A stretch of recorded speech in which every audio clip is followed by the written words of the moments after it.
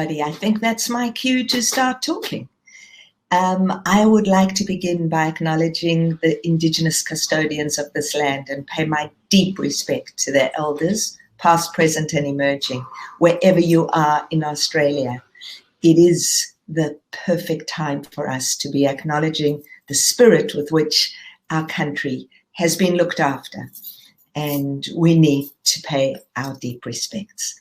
So today I am tasked with the most beautiful task for me, which is talking about purpose. But I think what is so fascinating about purpose is how, in a way, meaningless this word means today. And so I do want to acknowledge that when 17 years ago I started OzHarvest, nobody was talking about purpose in such a search and such a powerful way. And so purpose, it has given me many, many years to understand where I believe purpose lies and what I think the role of purpose is in each and every one of our lives. But I do want to acknowledge, having just heard the last few minutes of Norman Swan's talk, that we are in uncertain times and there is so much fear around this pandemic. And I believe that purpose, and I'm tying purpose and resilience very closely together, because there is only one place that we find both purpose and resilience, and it is in ourselves. And I think therein lies this beautiful solution to both this notion of purpose, which I'll explain what I believe it is and how it's manifested for me, and how each and every one of us has the opportunity to find the best expression of their very own life and therein find their purpose.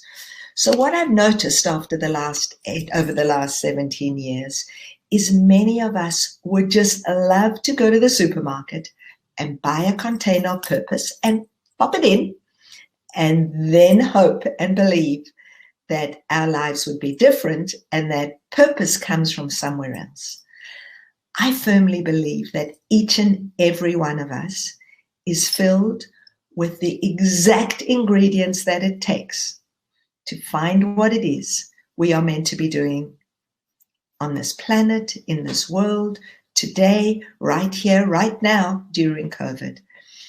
And the reason I believe that so strongly is what I have found is that when you can marry the things you love doing, the things that are meaningful to you, and the things that make a huge difference to somebody else, the whole notion of purpose is about being impactful and doing something positive that affects other people positively. Now that is it's just so simple. Anything that we want to do that would perhaps impact negatively on somebody else is not going to fulfill you with an enormous sense of purpose. Many people have thought, well, if only I had money, money would allow me to do everything that I want to do. Well, it's interesting. I have spent so much time with people who have more money than they know what to do with and don't have a sense of fulfillment because they have not yet connected that internally we have all the keys to doing what it takes to live a purposeful and meaningful life. And I'm going to share just that little journey of how it happened for me. I ran my events company, a boutique event company, and every day I was making leftover food. I was making so much surplus food, and there was leftover. And that was because I wanted every event to be generous and abundance, and I didn't want anyone ever to leave without feeling that they hadn't had their fill, and without feeling that my client looked both generous and successful. Until I realized that all of the surplus food that was going to landfill could be feeding someone else. So I had a problem and I needed a solution to that problem. And that solution has landed up delivering over 155 million meals, has landed up supporting thousands of charities and supporting organizations and businesses that had leftover food and didn't know what to do with it. So by solving our own problems often is where we find purpose. So that is the little clue within your own life. If you keep waking up every morning and saying, why doesn't somebody fix this, do that, do this? Perhaps therein is the solution to what it is that you are meant to do.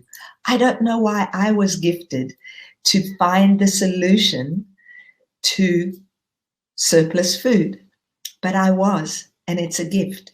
And I took that gift and ran with it.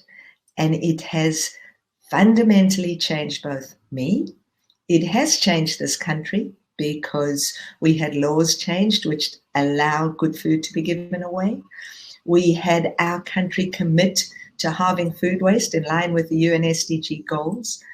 And so that was just me tapping into what I needed to do. And so each and every one of us don't have to look externally for where it is that you find purpose. It is right inside. It is the joy and the bliss you get from doing the things that you know make a difference to you, but might make a difference to someone else. And it's funny because in my life, did I ever believe that I would write a book, which is being released in September. And I use the purpose word in the title, which I'm so mindful of being careful to use the word purpose because it gets bandied around now so much. And the book is called A Repurposed Life. But in a way, of course, that is what happened to me, that I managed to rediscover or discover things within me that I could never have believed were there, just because I never did anything more special than anybody else.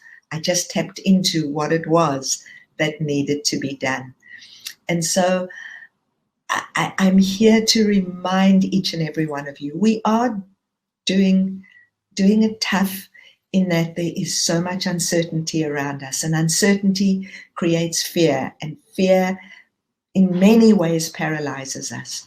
But if we can put aside that fear, and if we can tap into the hope and the joy and the bliss that we all can find inside ourselves, and that's where resilience and purpose connect, and resilience and purpose allow us to do things that we would never have believed were possible.